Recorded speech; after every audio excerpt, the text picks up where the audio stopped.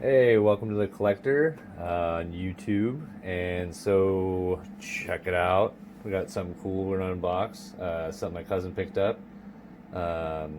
Something kind of goes, these aren't necessarily right now drift cars, but that's basically, I think, what they're designed for, really.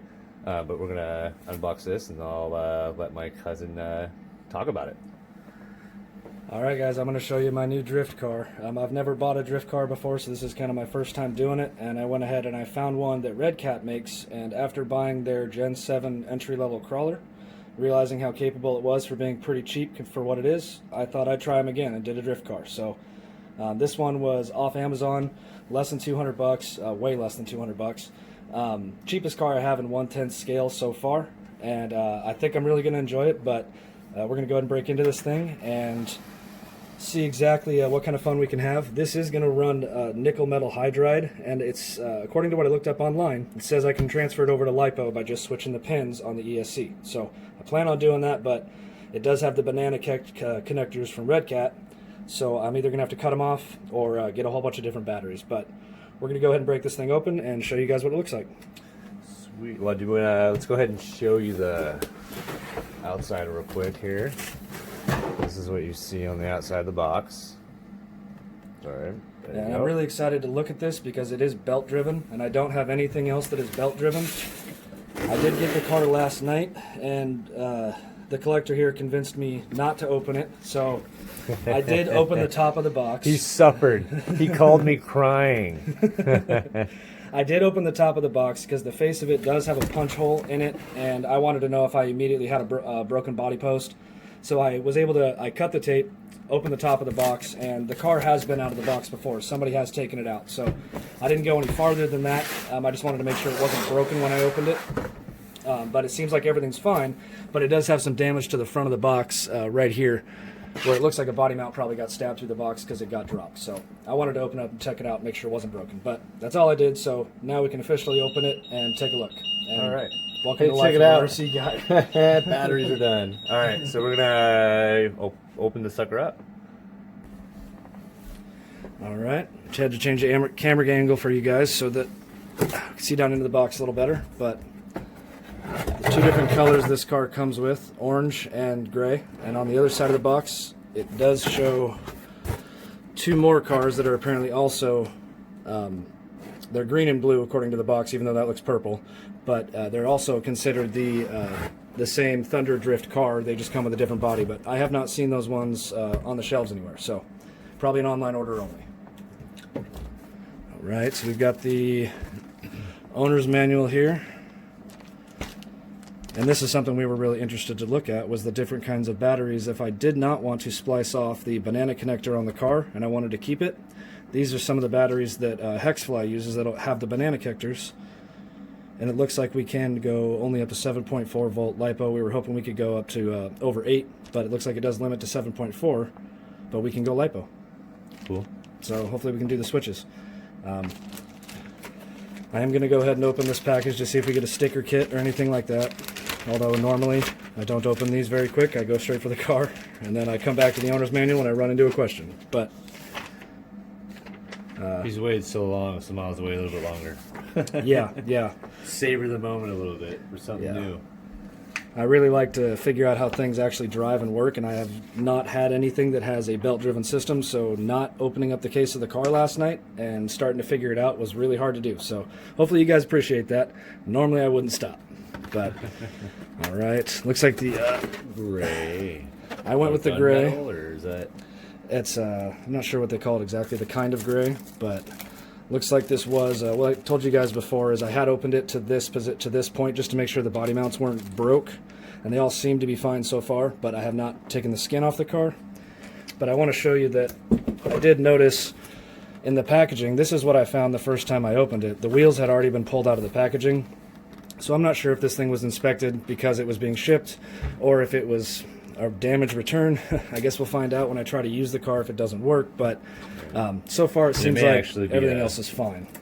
Yeah, and it may actually be a more common thing than not, but Makes you wonder. Hopefully it's more common than not, but Right. looks like the transmitter controller comes in this box here. Let's see what we got here. Alright, looks like it's got a wall mount charger. Luckily I've got some charging stuff already for all my other RC cars, so I'll keep this, hold on to this, and hopefully never have to use it, but if I do, it's nice to know I've got some extra stuff for it. And let's see, it does look like nice. Very nice. Okay, so I do have the Redcat Gen 7 crawler, and it has the exact same controller as this with a few different little stickers and things like that to make it look different, but it pretty much feels the same. The good news about that is I really do enjoy using that controller for my 1/10 scale crawler. So I can imagine that this one's probably going to work just as good. Throttle settings, throttle trim, and steering dual rate. So you can see if you can affect your lockouts, and if you're having body rub, you can turn down your steering rate to keep from rubbing your tires on your body. And then the ability to flip your motor to reverse, and also your steering to reverse. Honestly, I just leave those right where they are. But I think I'm going to like this controller. Pretty simple, and they seem to work really well. On to the car.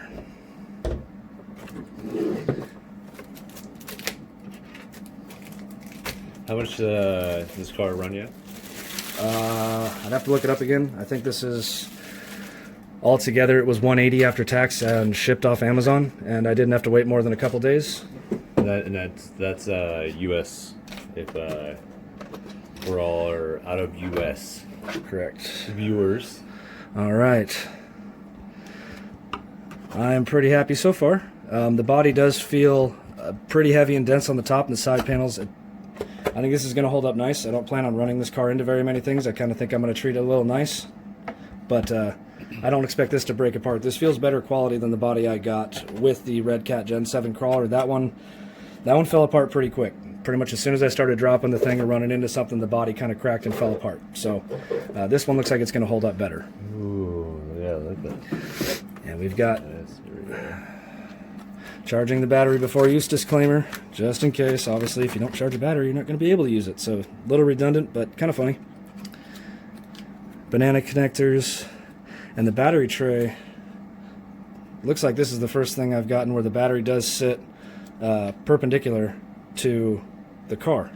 It's kind of cool. Maybe just putting that weight in the back there. Yeah, get the weight over the rear tires so it will hopefully slide with the rear end out first. But this belt drive system doesn't look too detailed, too technical, but I am very curious to watch this thing run, and after we do finish the unboxing, we'll definitely do a first run video, see if I have any idea how to drive this thing. Looks like it's got, the box says it's got oil-filled shocks and independent suspension all the way around, and it does seem like it. It really looks like it's got, for all intents and purposes, the same style chassis and build as the Subaru cars that we did the unboxing on. Just maybe a little bit larger scale, and plastic tires. Big change. That way it's you're sliding whether you want to or not. So I have seen some other YouTubers out there show some videos that you can very easily just swap over some street tires onto these and drive them around on a road course. So I'm looking forward to getting to play with this thing in all of its different ways of doing it. And being a drift car, I don't know if you guys can see this very well. It does look like it has a few more degrees of steering angle to help steer out of the drift or into it. So that'll be fun to test out. And again, you've got the foam. Yeah, the giant foam front bumper so you can kiss things instead of smash into them. But give us a few more minutes, guys. We're going to get this set up to run outside. And we're going to charge some batteries. Unfortunately, the one you heard was not the battery for this. No, and I do So have the to... toys. I do have to sit here and figure out how to take out the battery out of the battery tray. And I don't know if I want to do that on camera because I have no idea how to do it. So we'll be back in just a little bit, guys. Yeah, we're going to go.